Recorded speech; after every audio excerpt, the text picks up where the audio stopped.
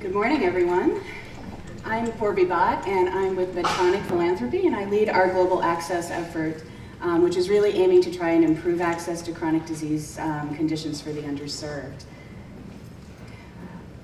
Before I get started, unfortunately I wasn't with you all yesterday, so I want to get a sense of who's in the room. How many people here have actually been working in global health for the majority of their career?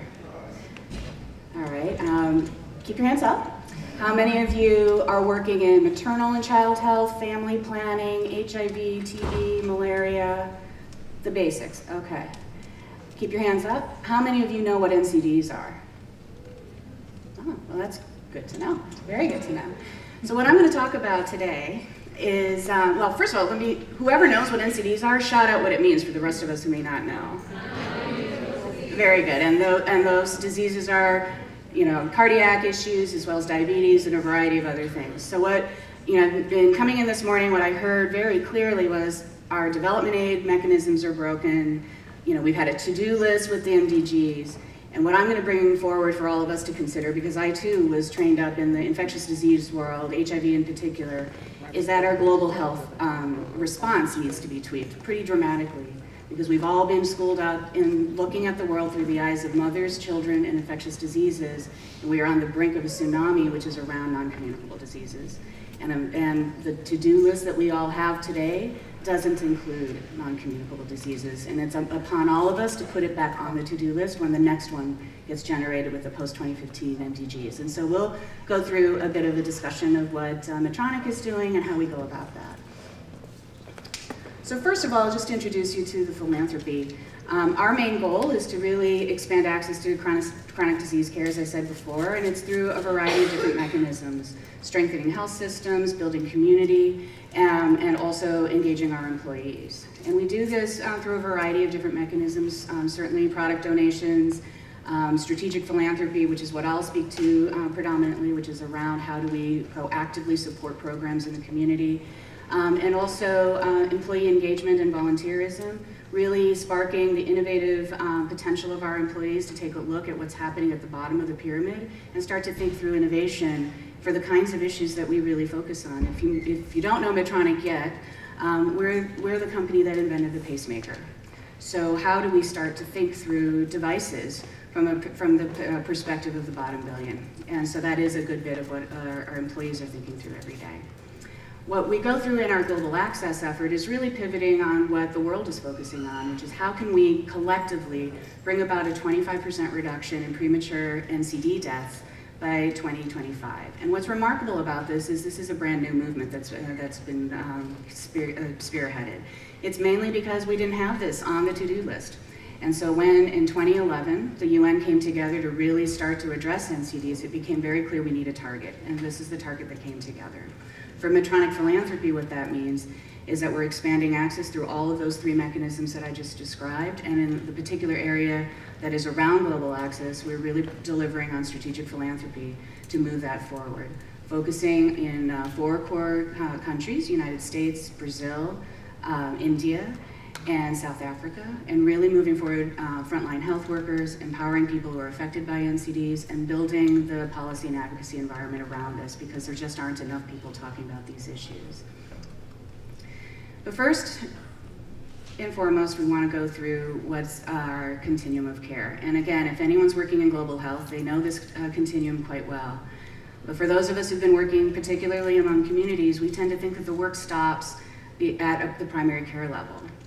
And partly because we think that the rest of the continuum is broken and there's not much we can do.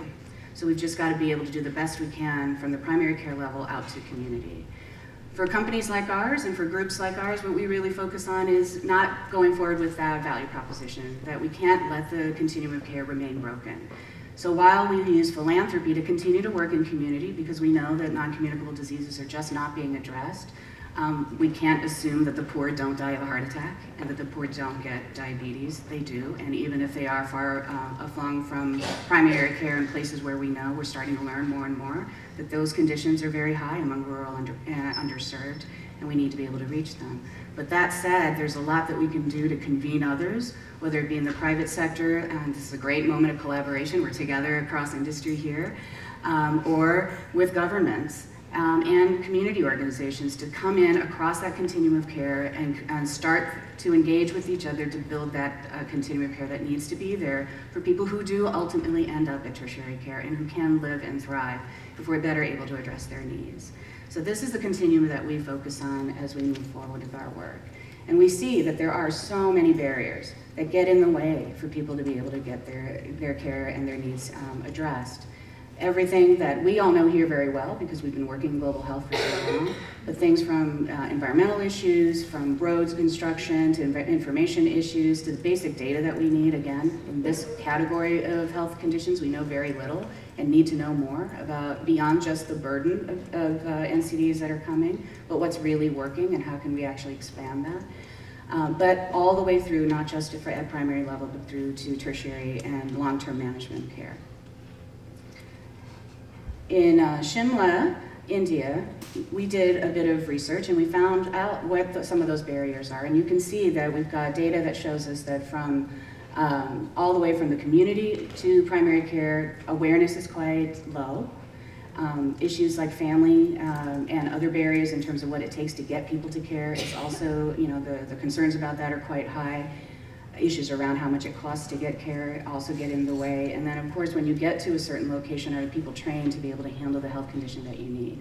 Our entire global health mechanism has been trying to battle this for maternal and child health, family planning, HIV, TB and malaria, and yet we have all these other conditions that are coming. And so the real thought and spark of innovation today is what can we take from what we've already learned from these other health platforms and start to bring it to what we need to do in NCDs, because the world can't wait for us to figure this out from the beginning again. What we focus on are 3 core areas, which I mentioned before: people who are affected by NCDs, equipping the front line. We've heard some great ideas around innovation on how best to do that.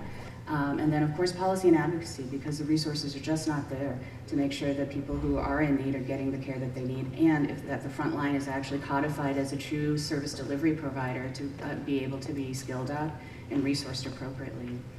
The first phase of the work we did over the last few years, since 2011, revealed some core lessons. I think many of these, you all, for having worked in this area for a while, know these lessons quite well. You've got to translate expertise, move forward with disaggregation of data, all the way through to really moving forward with flexible results and partnership. The words of folks that have been working in this area are really quite profound. That partnership is essential. This is the one health area that I can say, and not just because I work for a private company, but because I believe it, the private sector has taken a solid lead. It isn't the group that came in last, it's the group that came in first. And from that perspective, there's a lot of work for all of us to do to bring the rest along, because they haven't been coming along quite yet. And a lot of the words we see from implementers on the ground echo that. The role of partnership is the first thing that needs to happen, because there just aren't enough resources. So moving forward for us, what that means is that we're really moving forward to support demonstration projects, and not just on technology alone. Given that we're a device and med tech company, one would think, okay, we're going to only focus on that level of innovation. We're going deeper than that. What we're trying to spark forward is, what have we learned in all of these other health areas? Decades of resources that have been put to all these other health issues that we can leverage and move forward more quickly on the NCD front. We all know that oral contraception and hypertension are issues that are connected together, and if we're not able to address them together, then how are we going to move forward together? Those are the kinds of things that we want to be able to support and move together for in the next 5 years, and so we're supporting some core work in that area, together with engaging local stakeholders and then building the partnerships that need to happen. So while we are very strong in saying that yes, the private sector is moving forward, and will continue to, we have a lot to do to work together and bring other folks together and to lead in convening that dialogue. And that is a real priority for us in each of the countries that we are working with, and I'm sure all of our colleagues who are here and have prioritized coming here will be doing in order to move forward this particular movement. We've documented a lot of our first line lessons because we know that the information here is quite thin. And so you can go to our website and see some of the case studies that we've pulled together. Really the voices from folks that are working on the front line, and some who are working on the very last mile, the groups that are really hard to reach and are really taking up the challenge to try and address diabetes and hypertension. So with that, I thank you for your time.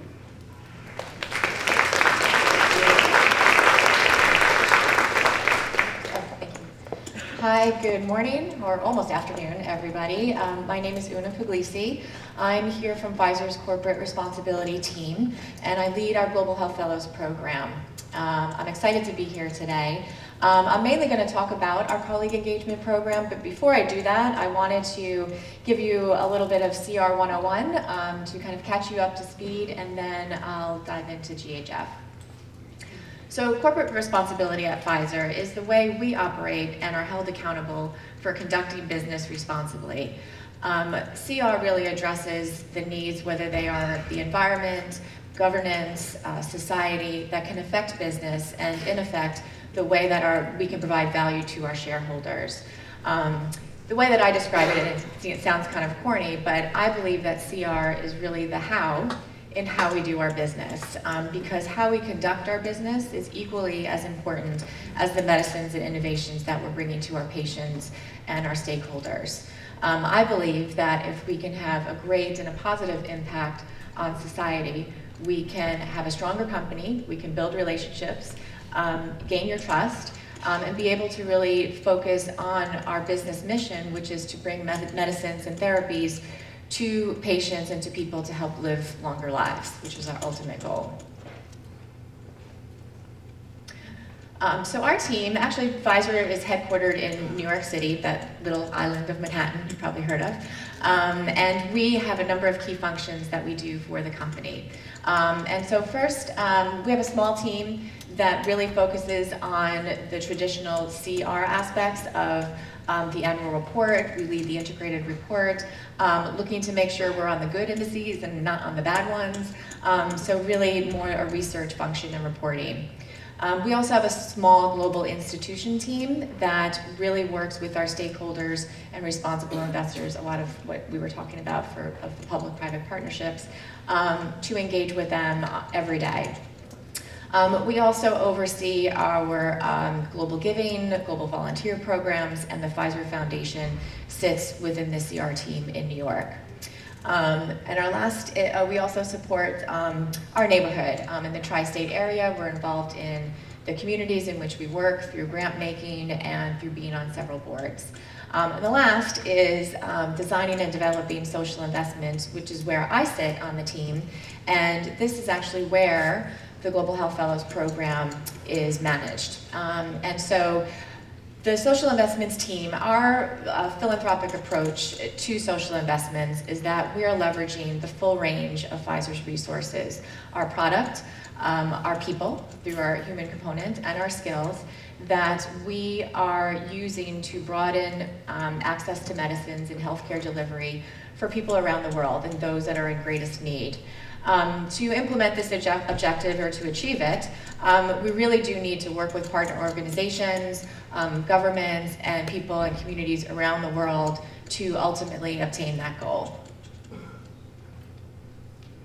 So, the Global Health Fellows program, for those of you that are not familiar, it's our international skills-based volunteer program where we're basically taking Pfizer colleagues and their skill set, we're matching them with partner organizations on a short-term assignment. Our assignments last from 3 to 6 months, and the hope is that they are going to promote access, quality, or efficiency of a particular health service or healthcare delivery that they're working on in the community that they're in. We're over 10 years old. We've had actually almost 340 fellows participate in the program. And if you were to put a pro bono value on that, it's about $50 million worth of service. And that's something that we're really proud of, to be able to commit that sort of volunteering globally. Over the life of the program, we've worked with almost 40 partners. We've hosted in almost 40 locations around the world. We're currently working in West Africa, China, and Southeast Asia for the next 2 years, and our partners are actually all here. We have 11 partners, of course including IntraHealth, where we are sending colleagues to work on these assignments this year and next year. We are a program that we're very blessed to have been acknowledged and received several awards over the course of our program from our external partners, which has been really fantastic, and I'm very proud of that. Oh, let me just do this. Sorry, I don't know what happened there. So this program really cannot be successful without collaboration and engagement, which is really the topic of our conversation here today. And there are several impacts. We always say internally that it's a win-win-win for everybody involved in the GHF partnership. For our partners, they're gaining access to a unique pharma skill set that maybe they wouldn't have otherwise had the opportunity to work with. They're also gaining someone that's helping their organization build their organizational capacity and work and mentor with the colleagues and staff that they're working with their partner organization. For the fellow, they're gaining a deeper understanding. They're going to an emerging market, learning about the challenges of the key populations, and be able to have a firsthand field experience, which for many folks, if you're an accountant or if you're a bench scientist, you never really have the chance to do that. So to be able to go out and understand and bring those learnings back can greatly affect how you approach your job and your career at Pfizer when you return. It also gives them the chance to be a very good Pfizer ambassador. They're able to go out into the field and just talk about their skills and just be there to help their organization. They're able to build trust, and that always goes a long way, and that again goes back to how we define corporate responsibility. In the community, we see the ripple effect of a fellow being in a community for a number of years, working with a partner organization, and you see that effect of health services getting better, people becoming engaged, patients going to the health centers and receiving treatment. So the community also has a very positive effect. And then for Pfizer, it gives us our ability, we're actually walking the walk. We're putting our mission into action. We're committing our colleagues of that human resource and going out into the field. Internally, this is a global engagement program for our colleagues. It is positioned as a way that you can use this as a development opportunity, a leadership growing experience professionally and personally. This is a pretty competitive program for people to actually apply and be selected. We have one class every year. There's about 20 to 25 people that are selected from over 100 applications. So it is a pretty rigorous process, but at the end of the day, we think that we're giving the best of Pfizer to our partners, and that's the ultimate goal. But I think beyond this, I think this is really an opportunity for Pfizer to look and think beyond medicines and really just work in partnership with your skills and work with organizations that may just require a couple of skills or mentoring or a little bit training to get them to the next level. So this type of program is really one of our flagship programs in engagement and collaboration, and just ultimately everybody's working towards the same goal and helping people become healthy and living longer. So I have a little treat today. I really wanted to bring this program to life and have someone here talk about their field experience and their partnership with IntraHealth. So I have Michael here. Pfizer has been partnering with IntraHealth since 2006. We have sent 10 fellows to East and West Africa to work on all different types of assignments, and some of them have actually been mentioned yesterday. For example, Human Resources for Health in Kenya, the Capacity Kenya project that we actually heard about yesterday, and a National Malaria Control Program in Senegal. Michael worked out in the field in 2011 in Ethiopia, and I'm not going to give away what his project was, but he's here to tell us about his project, what he was able to do in 4 short months, and the effects and learnings that he had professionally and personally. There you go. Thanks, everyone.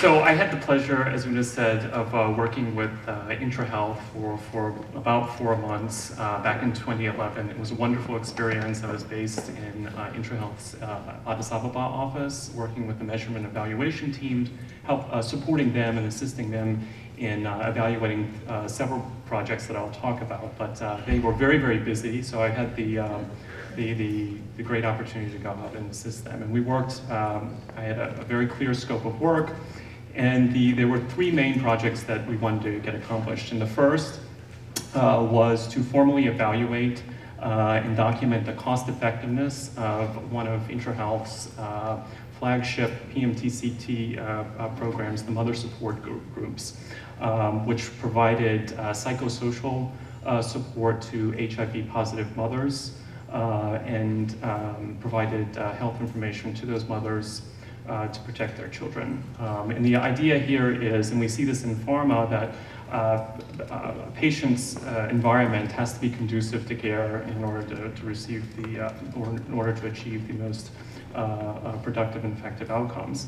And the thinking behind specifically the mother support groups is that the program was modeled off of a similar program in South Africa where the NGOs were finding HIV-positive mothers and providing basic levels of assistance and treatment, but there was this fear and isolation that these women had upon finding that they were HIV positive, and that fear and isolation and loneliness was perhaps preventing them or hindering them from providing care for themselves and their infants. So by bringing them together in these mother support groups, there were formal communities that would meet in health centers all around Ethiopia, bringing them together on a regular basis. You could address this fear and isolation. These women could realize that they were not faced, that there were other people facing these challenges, and then in empowering them, they could, with this knowledge, they could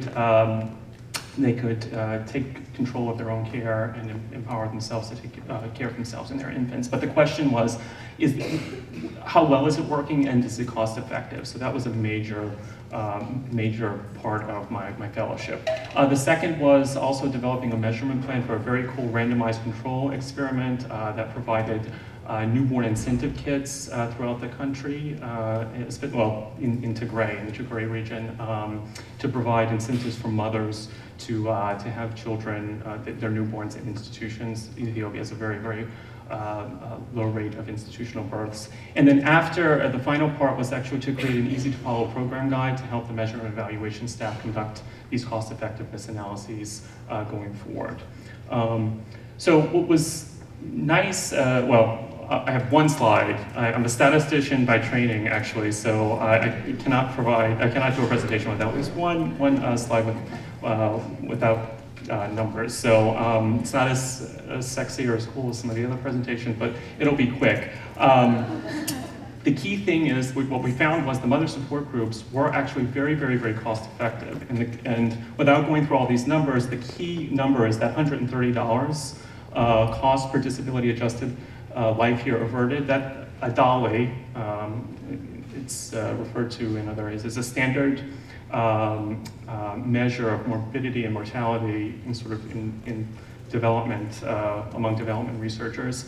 And it's basically, in other words, a measure of how long a patient lives with a certain disease, or how many years of life lost to a certain disease. So any program, a DALI is a very, very bad thing, and so any program you want to actually minimize DALIs. So that's what the mother support group was doing, and so we were able to calculate how many DALIs were averted through these mother support groups, and then what the cost was. And so in doing all that, and working with IH's clinical staff, the measurement evaluation team, the finance department, we were able to establish that the cost per DALI averted, which is the key measure in comparing cost effectiveness programs across different efforts, was $130 per DALI averted, and the threshold to be considered cost effective for programs in Ethiopia around that time was around a little over $1,000. So it was extremely cost effective, and we were able to, with the measurement and evaluation staff, document that. So that was a really big win, and we were able to pull all the information together during my fellowship. But what's nice, I'll just show a few pictures. What's nice about the fellowship and the partnership and my experience with IntraHealth is, as a statistician, I'm cognizant of the fact that there are patients behind the numbers that I work with on a daily basis. But working in New York in an office, I don't usually get to see the patients behind the numbers. But this, my experience in Ethiopia was quite different. So I just have a few a few pictures. Here is one of the health centers that I visited right outside of Addis Ababa. This is an actual mother support group meeting run by IntraHealth. And after the meetings, after the mothers receive care and instruction, there's a Ethiopian coffee ceremony to kind of bring them together, and this happens on a regular basis. And it provides this camaraderie and community that the mothers really need. And interestingly enough, all the mothers are HIV positive, but all the babies were negative in this particular meeting and health center. Again, here's a mother and child at the same support group meeting, and they were able to meet other mothers. There were a couple of really sad stories, but you could, through these the mother support groups, these women were able to find a path, and again, they were not feeling as lonely or isolated with their situation. Interestingly enough, I got to talk with this very nice young lady on the right. She was a mother. She came in. She was basically almost an AIDS patient when she was found and brought into the program.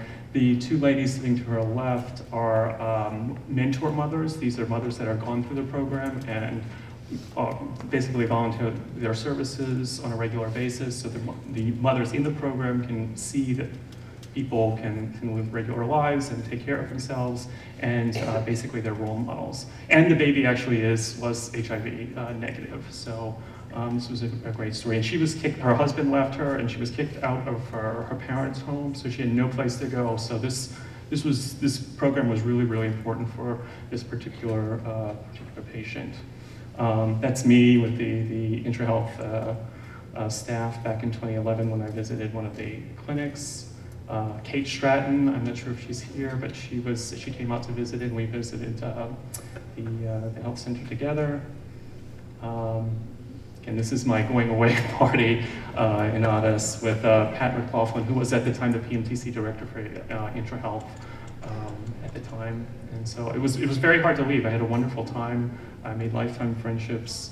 But interestingly enough, so we completed everything on the scope of work. And once we established the cost effectiveness, we had enough data. The data was clean. We were very, very confident in the results. So unexpectedly, we decided, talking with the IntraHealth Measurement Evaluation team, decided to submit the results to a conference, the International Conference on AIDS in Africa and STIs, which was actually being held later that year in Addis Ababa.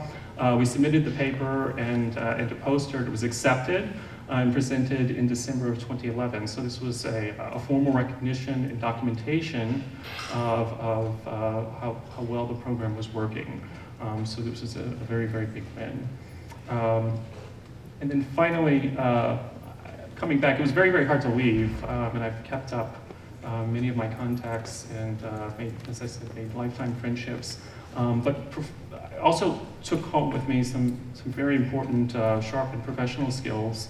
I think you can't go through an experience like that after working mostly in corporate jobs and then sort of parachuting in without developing some important soft skills in terms of communication, learning how to work quickly with different groups of people. And so that was a very rewarding and valuable skill. The second part was sharpened problem-solving skills, mainly around working with the information that you have and not that you wish you had. On the pharma side, in pharmaceuticals, we have a very data-rich supply of information. We're very data-rich. If I want information, I can go out and buy it. Or